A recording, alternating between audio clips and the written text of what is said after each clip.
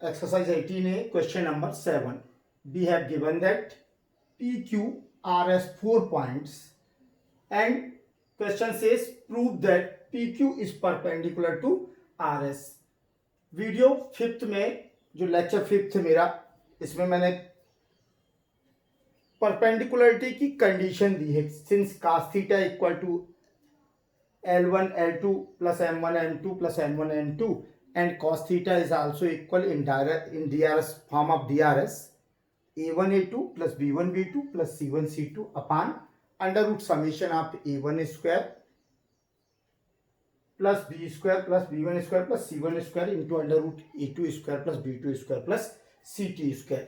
तो परपेंडिकुलरिटी की condition direction ratios में है कि if A1 A2 plus B1 B2 plus C1 C2 is equal to 0, if A1 into A2 plus B1 into B2 plus C1 into C2 is equal to 0, then both line will be perpendicular whose DRS are A1 B1 C1 and A2 B2 C2. तो हम इसी condition का यहाँ use करेंगे. तो हम सबसे पहले निकाल लेते हैं find out DRS of PQ. We know that 2 points जो हैं कोऑर्डिनेट्स यदि दिए हैं तो उनके DRS क्या होते हैं, x2 minus x1, y2 minus y1, z2 minus z1. तो DRS ऑफ PQ जिन्हें हमने सपोज कर लिया A1 B1 C1 और -4 minus minus plus 2, y2 4 minus y1 3 और z2 6 माइनस z1 4. तो अपने को मिला -2 1 2, A1 equal to -2, B1 equal to 1 and C1 equal to 2 and DRS of RS A2 B2 C2. तो A2 ये हो गया 0 -4 1 -3 and 2 -5. We get -4 -2 and -3. PQ will be perpendicular on RS if A1 into A2 plus B1 into B2 plus C1 into C2 equal to 0.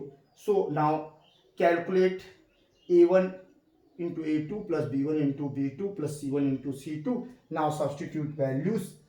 A1 value of A1 -2 into -4, 1 into -2 and 2 into -3. We get +8 -2 -6 and it is equal to 0. Hence proved PQ is perpendicular to RS.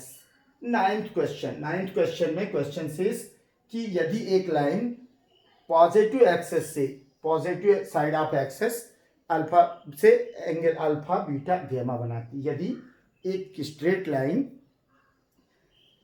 Access के positive direction से alpha beta gamma angle बनाती हो तो prove that cosine square alpha plus sine square beta minus cos square gamma equal to 1. यहाँ हमें सिर्फ alpha beta gamma दिया है.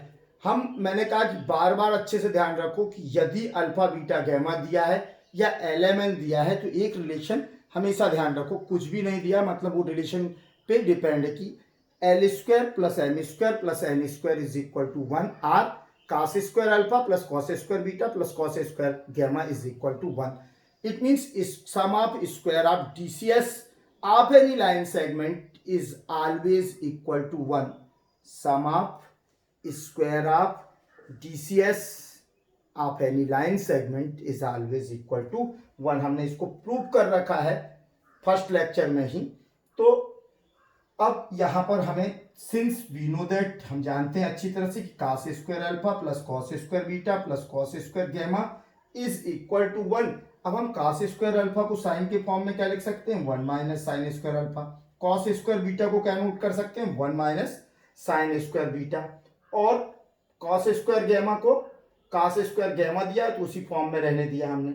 अब क्या हो गया 1 plus 2 minus sine square alpha minus sine square beta plus cos square gamma.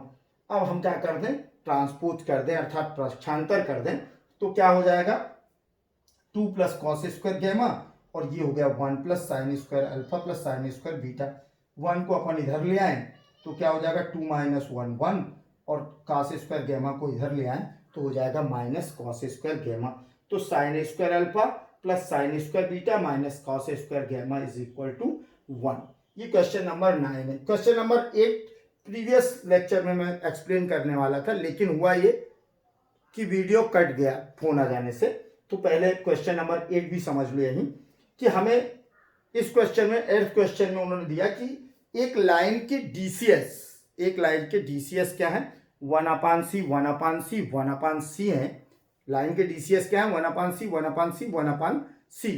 और हमें प्रूव करने बोला कि डीसीएस के साथ प्रूव करने ये कह दिया कि डीसीएस 1/c 1/c 1/c है, तो सी की वैल्यू फाइंड आउट करो। फिर उसी रिलेशन को हमने उठाया कि since we know that L² + M² + N² is equal to 1, तो LMN की वैल्यू दी 1/c 1/c 1/c, हमने रिप्लेस कर दिया इसको, तो 1/c² + 1/c² + 1/c² is equal to 1। ये हो गया 3/c² is equal to 1। Cross multiplication किया तो c² equal to 3, so c is equal to +-3। ये तो होगा कितने 9 क्वेश्चन। अब 10th क्वेश्चन क्या है, ये इसमें मैं लिख के पहले से इसलिए रख लेता हूँ कि टाइम कम लगता है, एक्सप्लेनेशन का टाइम ज़्यादा बढ़ जाता है और नोट करके समझाने में वीडियो लंबा हो जाता है, टाइमिंग ज़्यादा लगती है, इसलिए पहले से सॉल्व करके रख लेता हूँ। अब क्वेश्चन नंबर हम 10 देख लें। 10 क्या कह रहा है, ए directed line makes angles of 60 degree and 135 degree with the x-axis and y-axis respectively. What angle does it make with z-axis? Question number 10 simple सा है। We have what alpha is equal to x-axis के साथ angle alpha 60 degree and beta is equal to 135 degree. y-axis के साथ angle दिया हुआ है alpha and beta दिया, since cos² alpha plus cos² beta plus cos² gamma is equal to 1, so implies that cos² 60 plus cos² 135 plus cos² gamma is equal to 1। अब cos² 60, cos 60 की value होती है 1/2, तो square of 1/2 is 1/4। cos 135 की value हो गई -1/√2, जिसका square हो गया 1/2 plus cos² gamma is equal to 1, so cos² gamma is equal to 1 minus 1/2, तो 1/2 माइनस 1/4, 1 माइनस 1/2 1/2 हो जाएगा, 1/2 माइनस 1/4, तो 1/2 minus 1/4 1/4, cos² gamma is equal to 1/4, so we get cos gamma is equal to 1/2, और 1/2 किसकी value है, so cos gamma is equal to cos 60 implies that gamma is equal to 60 degree. ठीक है, तो ये अपने को 10th क्वेश्चन सॉल्व हो गया। 11th question, a directed line makes angles of 45 and 120 with x axes and z axes, alpha equal to 45 degree, gamma equal to 120, then find out of value of beta. ये अपना दिया हुआ है, cos² alpha cos² gamma दिया, cos² beta calculate कर लेंगे आप लोग। तो 11th क्वेश्चन आप लोगों के लिए छोड़ दिया। 12th question, what are the DCs of the line equally inclined of the axes. 12th question कह रहा है कि इक्वली इंक्लाइंड एक्सेस के साथ जो लाइन है वो इक्वली इंक्लाइंड बराबर झुकी हुई है, एक समान रूप से झुकी हुई है। Let the angle form by line, let the angle form by line with axis are alpha beta gamma. हमने मान लिया कि जो आपकी लाइन है वो एक्सेस के साथ क्रमशः क्या बनाती है, अल्फा बीटा गैमा एंगल बनाती है। अकॉर्डिंग टू क्वेश्चन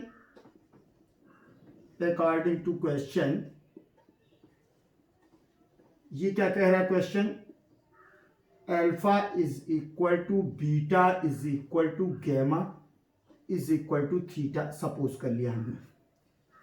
अब हमें तीनों एंगल सेम दिया है और हमें वैल्यू निकालनी है एंगल की। सिंस फिर से आ जाए, cos square alpha plus cos square beta plus cos square gamma is equal to 1, और since these three angles are equal, so we can write it 3 cos square theta is equal to 1, implies that cos square theta equal to 1 by 3, or implies that cos theta is equal to 1 root 3 plus minus 1 root 3, or theta is equal to cos inverse plus minus 1 upon root 3। तो इस condition में कि जब theta की value कितनी हो, cos inverse plus minus 1 by root 3 हो, तो उस कंडीशन में जो लाइन है वो एक्सेस से इक्वली इंक्लाइंड होगी, समान रूप से जो कि होगी। तो ये 12th क्वेश्चन था। 13th question, prove that sine square beta alpha sine square beta plus sine square gamma is equal to 2 where alpha beta gamma are the angles that a line makes with coordinate access.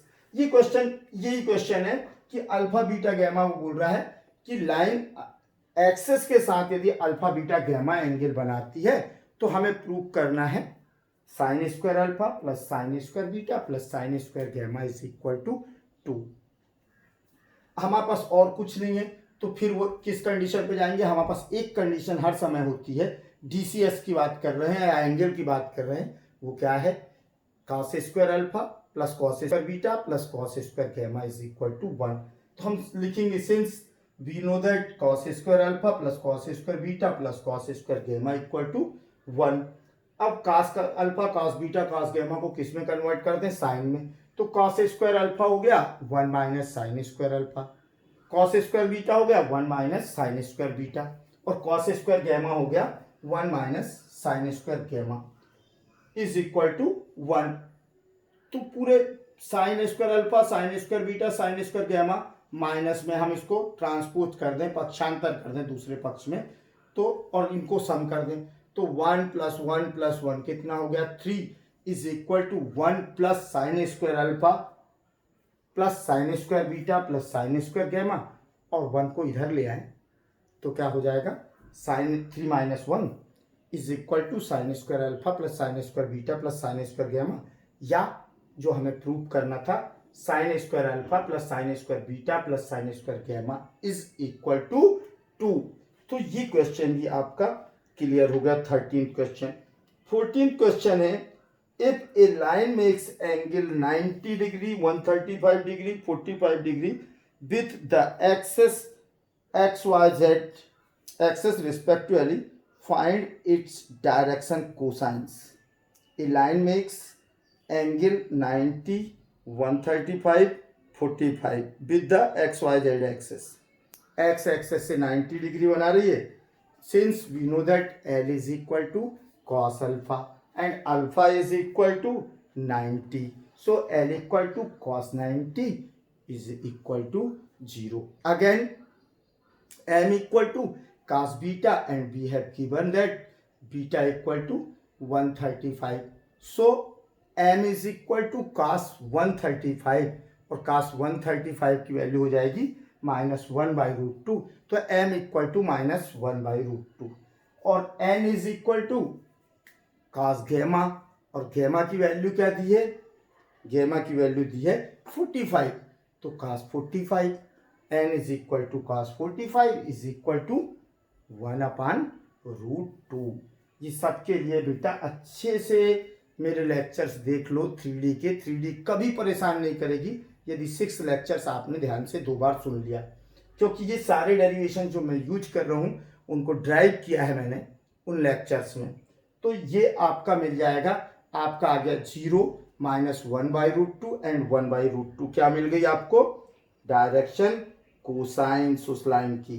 और last question है इसका 15, find the direction cosines of the sides of triangle whose vertices are.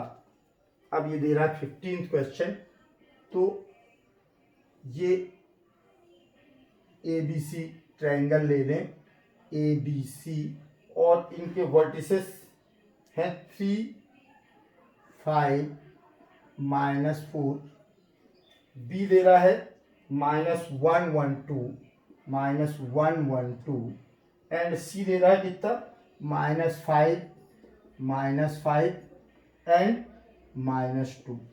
ABC जो है ये इन्होंने ABC के coordinate vertices जो शीर्ष जिसे कहते हैं ट्रायंगल के वर्टिसेस के क्या दे दिए इन्होंने कोऑर्डिनेट्स, और क्या फाइंड आउट करना है direction cosines of the sides of the triangles.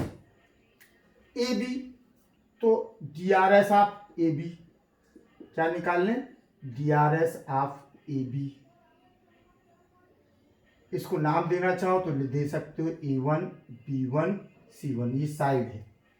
कौन सी साइड है डीआरएस ऑफ, ये साइड है, एक साइड होगी ए बी, तो साइड ए बी के डीआरएस जो है वो हमने DRs of A B A1 B1 C1 is equal to x2 minus x1 -1 -3 फिर 1 -5 फिर 2 -+ 4 देन वी गेट -4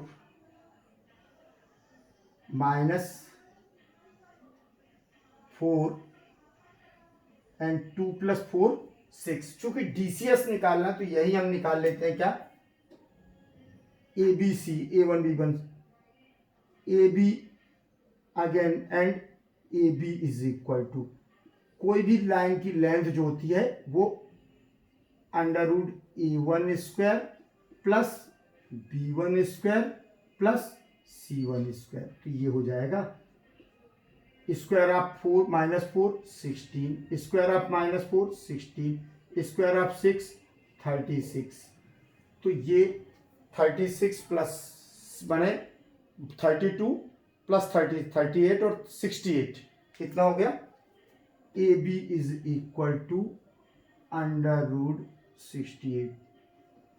ठीक, डीआरएस ऑफ ए सी क्रम से ही घूमते ए बी लिए हैं तो बी सी ले लेते हैं और बी सी के बाद सी ए ले लेंगे। डीआरएस ऑफ बी सी इसको हम नाम दे देते हैं A2 B2।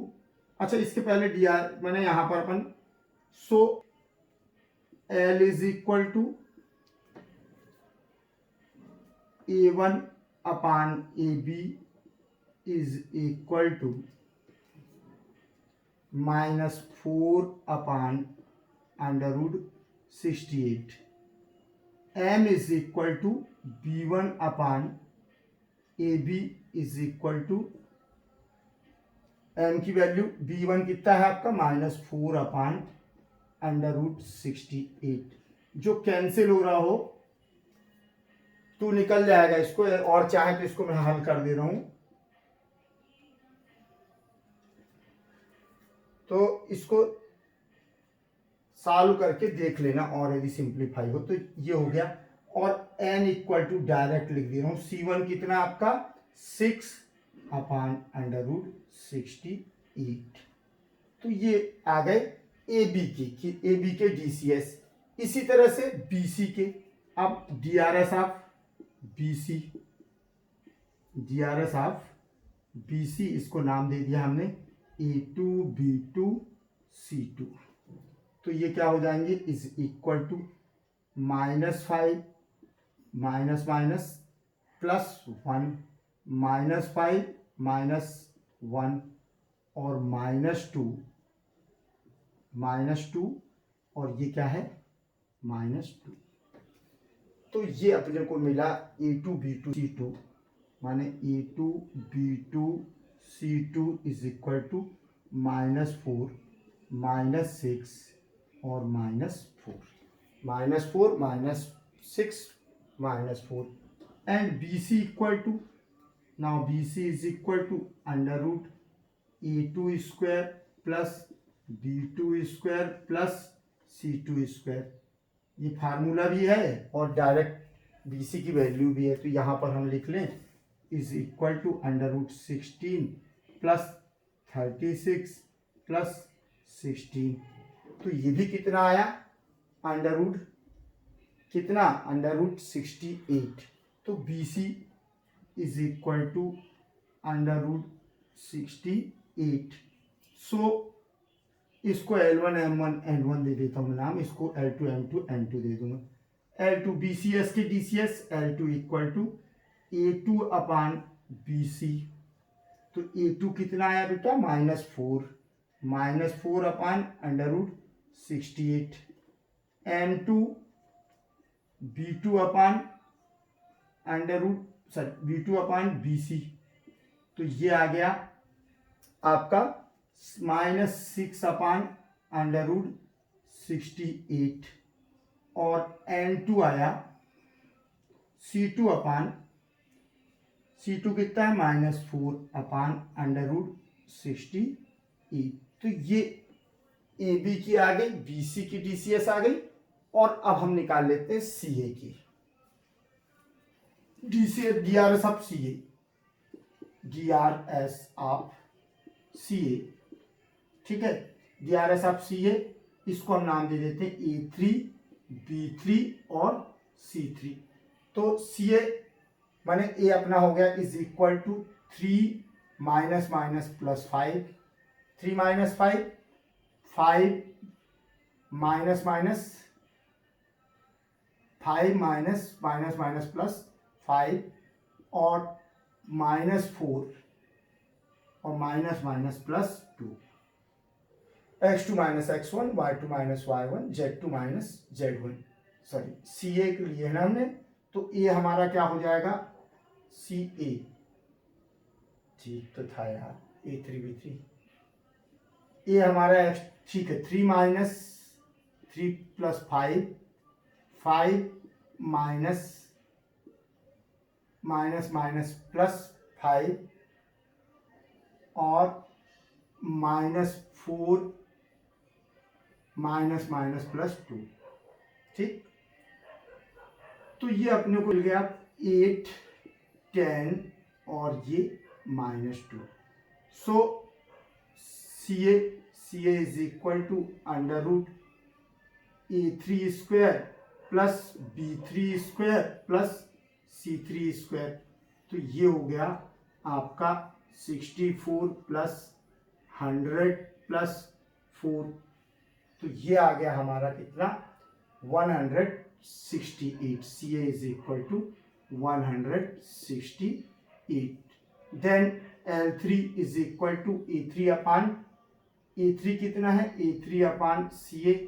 तो A3 कितना है आपका, आया है 8 upon 100 under root 168। M3 is equal to 10 upon under root 168 और M3 is equal to -2 upon under root 168। तो ये आपका आ गया आंसर। ये भी क्वेश्चन कंप्लीट हो गया। अब इसमें देख लेना कैलकुलेशन वगैरह में यदि कहीं थोड़ी बहुत मिस्टेक हो, और ये भी हो सकता है कि उसने AB BC CA ना निकाल के AC CB BA निकाला हो एक सीक्वेंस में, तो DRS की वैल्यूज में साइन अपोजिट हो सकते हैं। परेशान मत होना कि आंसर नहीं आ रहा, आंसर ला लेना, मान लेना इसमें दोनों आंसर हो सकते हैं, डायरेक्शन बदल देंगे तो साइन चेंज हो जाएंगी, समझ गए। और ये आपकी 18 ही खत्म होती है। Thank you for watching this video. Okay.